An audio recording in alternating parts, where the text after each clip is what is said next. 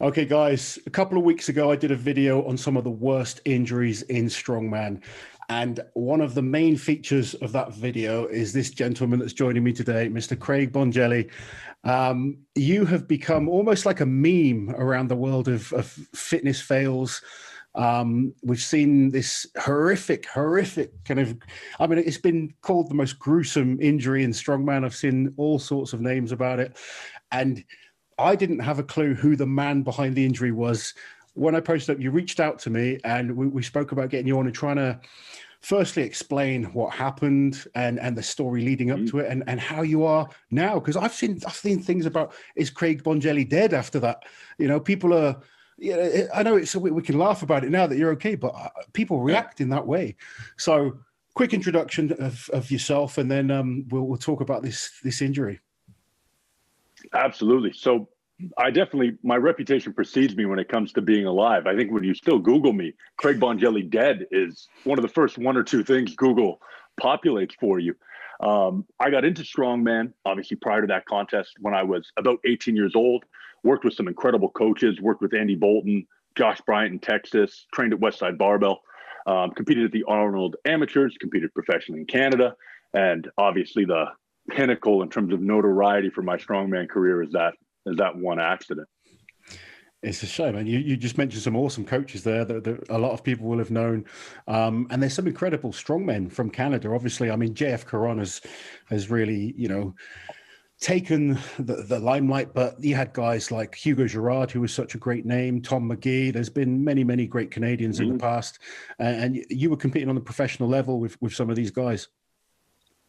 Yeah, so I competed. The biggest name I probably competed against would have been Dave Osland, okay. Maxime Boudreau, who's now really up and coming, and I think will do amazing things. And I competed at him and I competed at a few contests together. Competed at the Arnolds together as Team Canada with some other guys. And so my competitive depth is obviously nowhere near yours, but strongman was something I took very seriously for a long time. It was everything I did. It is like that. You sort of just kind of pulls you in, and it just becomes a lifestyle. If you can't just do it as a bit of a hobby on the side, it has to become everything. Especially if you want to be good at it. It's an all or nothing sport. You can't just sort of play it on the weekends, if you like. No kidding. And obviously, there's a huge risk of injury, and that's why we've got you on today. I mean, I'm someone that I get people telling me all the time, I'm like glass, I break, I've had injuries, blah, blah, blah, blah, blah.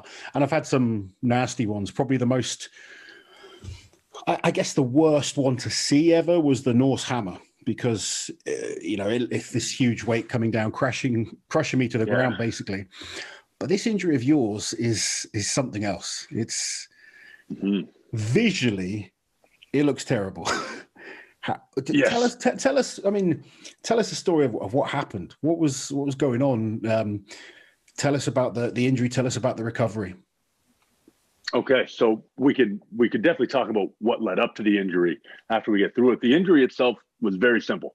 It was the last event of the day. It was a 5-stone Atlas stone event. It was on the last stone at 370 pounds. I'm not sure what that is in kilos for you. I should have done the conversion before, or stones. I should have done the conversion before coming on. And I'm, I don't know, 2 inches away from the platform on the last rep. And I'm not sure if you've ever passed out. You start to sound like you're underwater. Yeah. So your hearing starts to go. Vision starts to close in. Vision goes black. And I remember thinking, I'll die before I put this down. I'm an inch away. Yeah. I will die in front of this platform before I put this down. And little did I know how much I was tempting fate with that thought. But people often ask me, like, did you know what was happening? And I'm like, yeah, I was completely aware for the 4 seconds before this happened that I was in a dangerous place. But I was there to compete. Like, I wasn't there as having fun on the weekend, as you put it a couple minutes ago. Yeah. I was there to compete.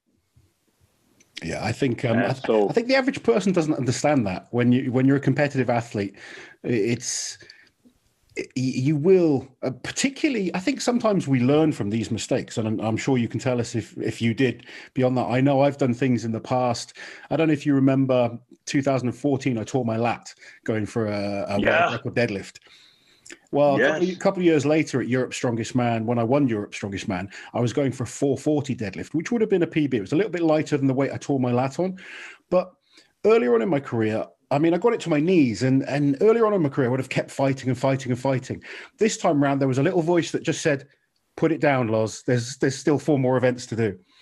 And I think sometimes you do learn from these things. And, you know, maybe if I tried to pull that 440 and kept fighting it, I would have had nothing left for the rest of the show.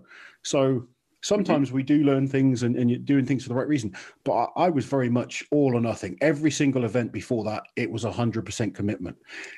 And sometimes that's not always the best thing. Agreed. I think that's definitely not always the best thing, but I do think if you want to be great at anything, and especially something as physical and as primal as strength competitions, as strongman, you have to understand that there's going to be a different gear where you put it into that gear and it is what it is. And to be honest, despite the literally hundreds of millions of views that this video has gotten, it's something I am almost more proud of than anything else I've done. It was a commitment to what I set out to do. Sure. And come hell or high water, I was committed to it. And I think in your career, there's going to be smart moments where you go, this isn't leading to a potential PB for me. This is just leading to a doctor's visit. Yeah. But I think all of us who are successful in anything have that knowledge of, I'm doing this. Like this can be my day. And if it turns out it can't, I think that gear is still important. I have to agree with you. You know, one of the analogy I often use, particularly for Europeans, but it can work with like NASCAR and stuff like that over in the state side of things. If you're in a Formula One race, don't know if you watch much Formula One, but racing in general, if you take your foot off the gas, even by 5%, you are not in the race. Yeah, you'll get round safely, but if you want to win, you have to be on the edge of crashing. And as an athlete, in terms of a strength athlete, when you are competing against the best in the world, if you want to beat them, you've got to push yourself to that limit. And, you know, unfortunately, sometimes at that limit, things go wrong. Completely. And I think, so I've worked after I started pulling back out of Strongman, I ended up coaching a lot of professional fighters up into like world champions. And in fighters, you can see it more vividly because it's not a weight that they're fighting against. It's another human being. Sure. But it's a similar idea. And if you go into the ring thinking, oh man, but if I use my hand to throw a jab, what if they counter me with something? That's the end of your career. Yeah. If that's the voice in the back of your head making you hesitate to do that, it's time for you to hang it up or do some serious personal discovery. Definitely. So with this injury, was it a bad injury? I mean, what happened? Okay, so this is a little bit comical, and I've never spoken to another strongman about this. So I've been interviewed by news outlets, and they don't understand what I'm talking about. Sure. So I wake up on the ground, and I'm trying to get up, and a few guys are holding me down already. And I'm trying to talk to the referee, and I'm asking him if I got it.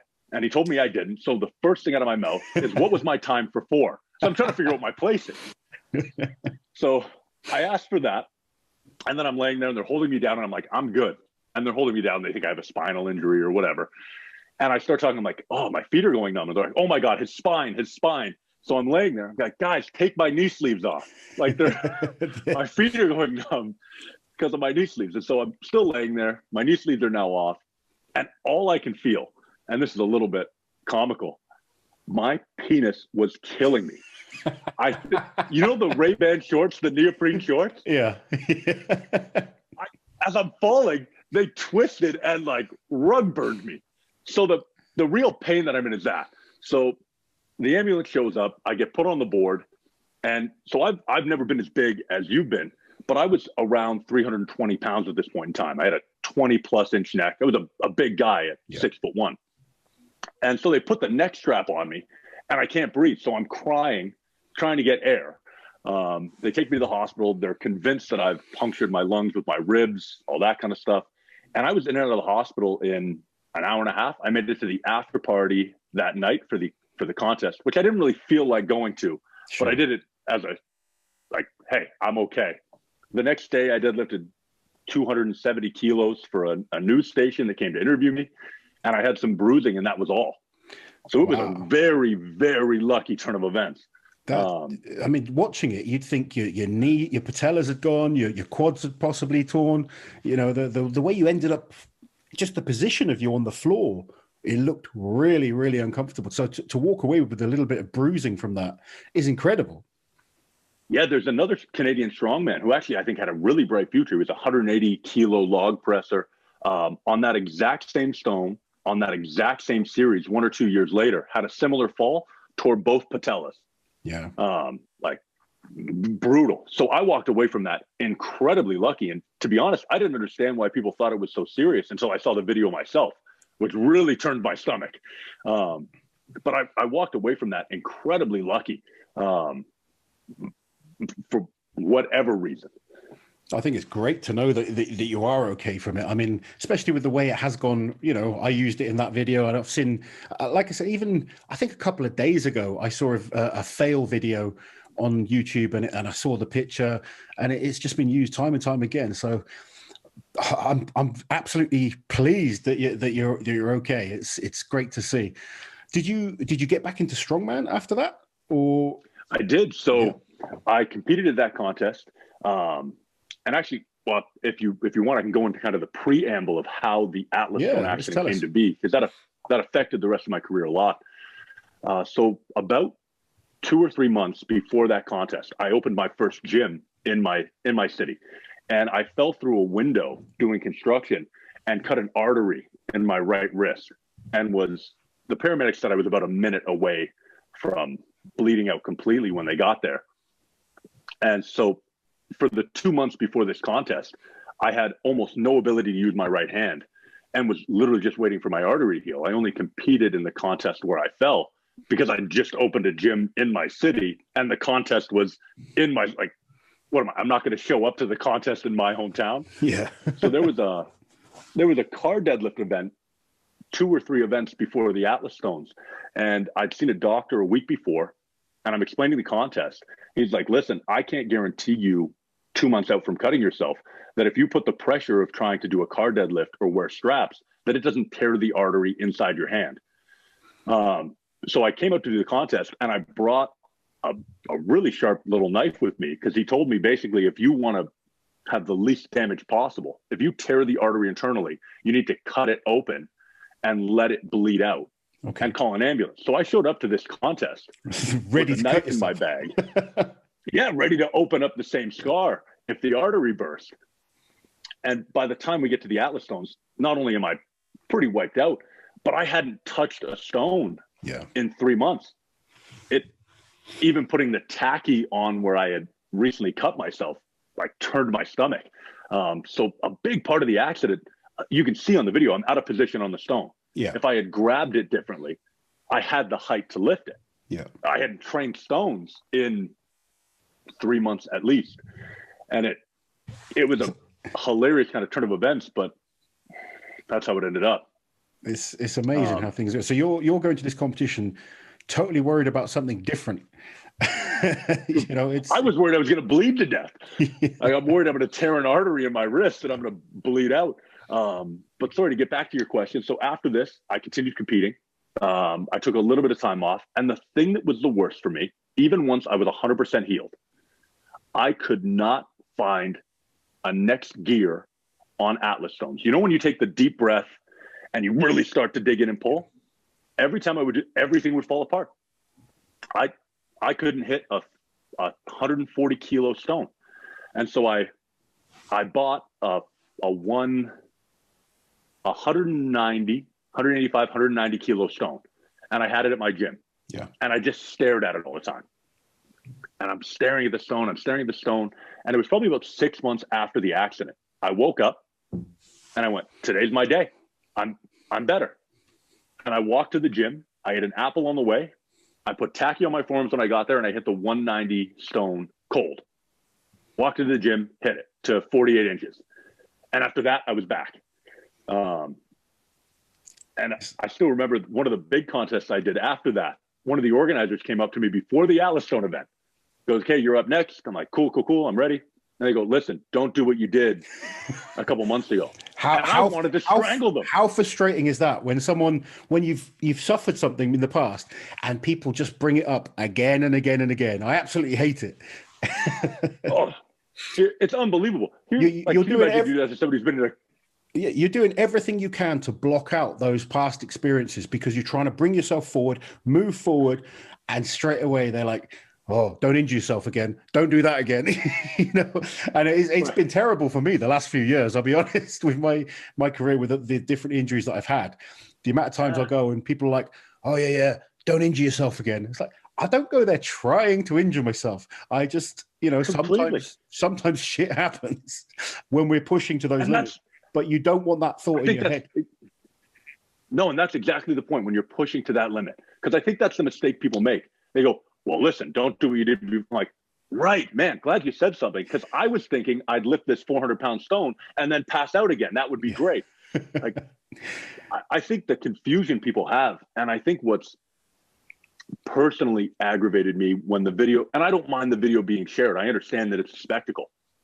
When it was shared on the comedy station, and there's some guy who makes a living mocking things that happen to other people, making money off the video. Sure. I'm watching that just thinking, if you had any understanding of what it takes to put yourself on the line legitimately for something because you have a passion for it, you could still share the video.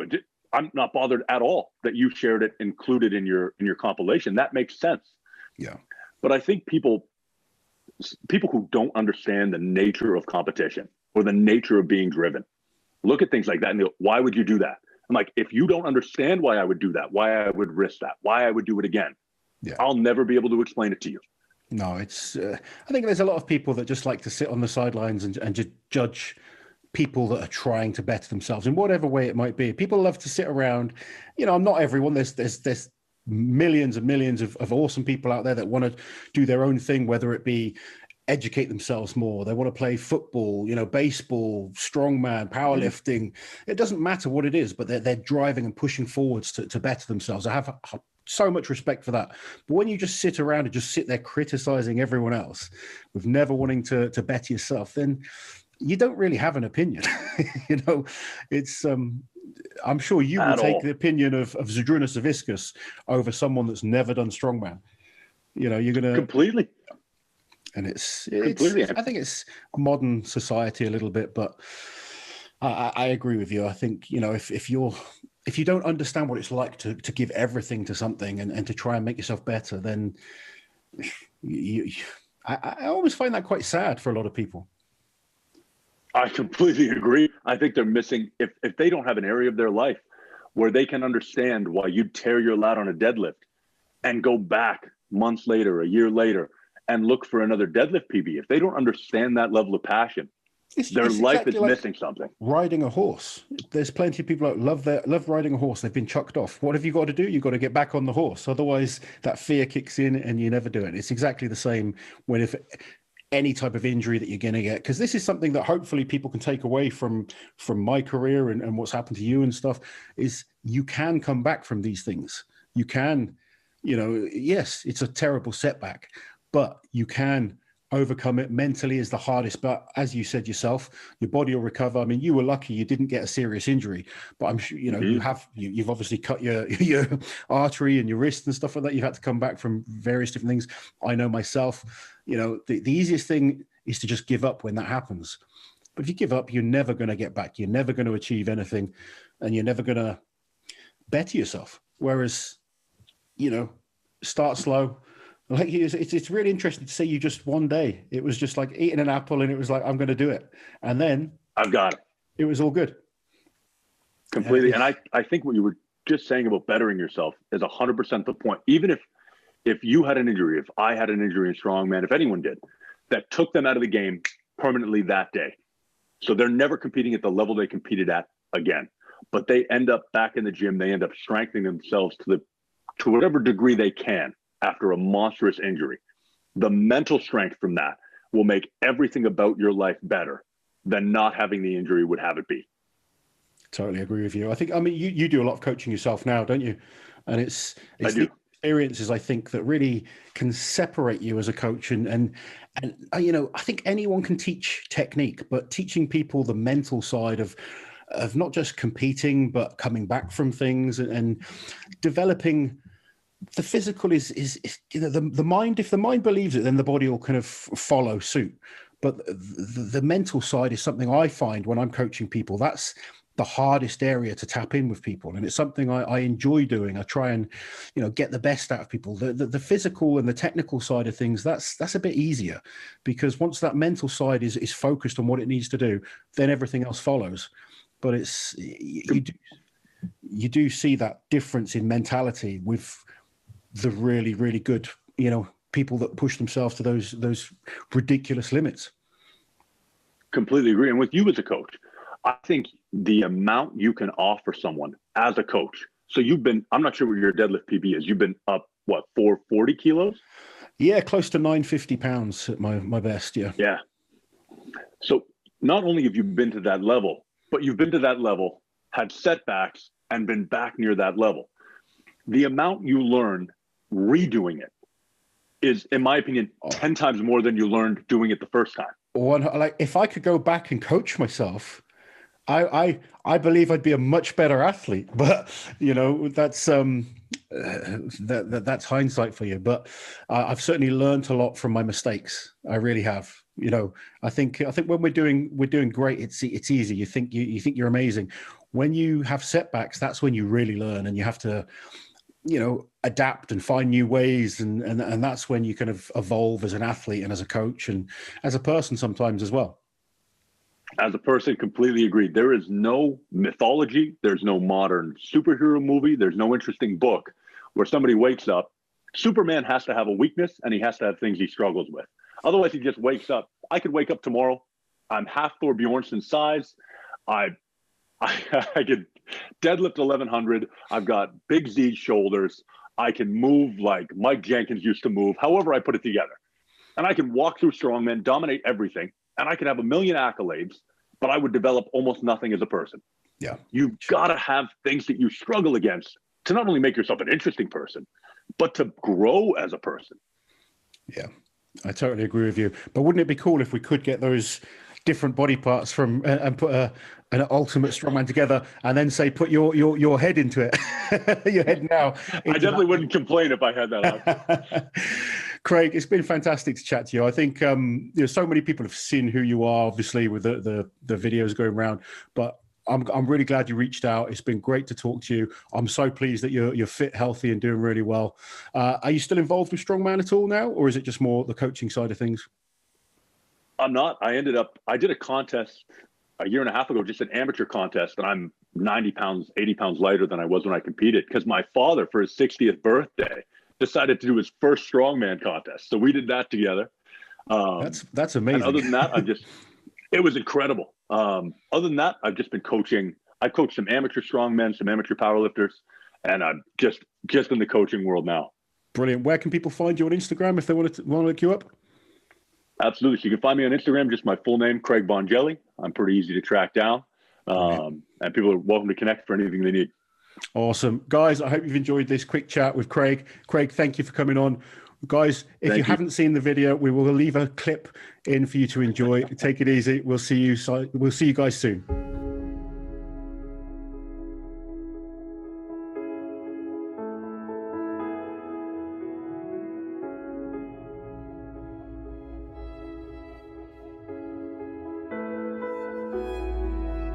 While you're here, guys, subscribe to the channel, hit that notification bell so you don't miss any of my awesome strength content.